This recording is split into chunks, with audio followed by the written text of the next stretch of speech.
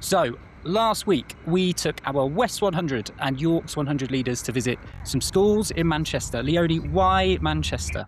Well, what better place to spend a few days? But also, we thought it'd be a great study tour location because it really spans kind of high density, really urban areas, going out to more semi rural locations, which might mirror some of the areas that our leaders were coming from Yorkshire and South West. And we really wanted to showcase diverse school leaders. So we don't think leadership just looks like one thing. So we selected schools led by people in faith context, single sex context, local authority, trust, and a whole host of different locations as well. And the first school our secondary colleagues visited was Levenshulme High School. Mo, you were there, I was there. What did people take from that visit? That's right. We landed in Levenshulme, and it was a great visit. We were hosted by the head teacher Alex Fair and the assistant head Atia Ijaz. And what they found was a school community of students who were proud to be students in that school.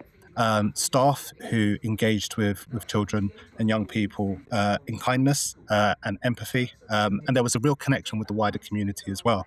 But there was real honesty and vulnerability about where they are at in their journey and where they would like to see themselves in 4 years. And that kind of ambition to be the best school in the country was what was driving them towards brilliance in their school. Fabulous. And then we zipped back into town and we went out for a nice informal casual dinner. And then on day 2, secondary colleagues spent the day in the shadow of the Etihad Stadium at the East Manchester Academy. Verity, you and I were there. What did we see? Well, we were so lucky to get to meet Jackie Bowen, the head teacher there, who told us her story, her own leadership journey in the most humane, compelling, honest way. And we loved to hear about how she has become a head teacher. But then we also got to hear about the school itself, the East Manchester Academy, which has itself been on quite a journey. We were then really lucky to get to hear from Holly and Helen, who were on the GM 100 programme, who talked to us about the TEMA Way, about their own codified framework of how to get great learning happening in every single classroom, which is what we then saw when we walked around. So it was really great to see what leaders were talking about in the presentation actually coming off the page as well. So that was a really fantastic visit. Lovely. So we said farewell to TEMA and then we went back into town for a sense-making session. So we got both cohorts together, primary and secondary leaders, to get them to think really, really hard about what they'd just seen. Verity, when you got your Yorkies together, what themes were coming through for them? This was a time that people were really feeling the tensions. And I think there's always a trade-off as a head teacher. We've learned between the cost of the decisions that you make. There's always a trade-off. And I think this was a time for participants to consider the perceived binaries and to actually realize how unhelpful they are. So people were wanting to be both looking at codification, but also looking at how much autonomy staff had. And what about your Westies, Mo?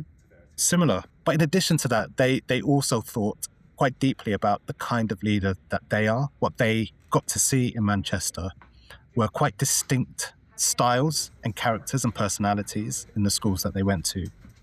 And what was beginning to emerge was this idea that they have their own distinct style and beginning to kind of reconcile what is that style and what is the personality that they have as a head teacher or a leader. I think it was incredibly valuable for them to see kind of a diverse set of leaders in their kind of leadership style and personalities.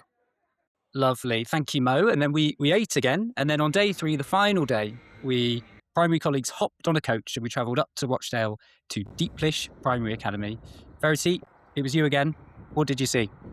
Well, we had the real red carpet rolled out for us. The school here could not have been more welcoming.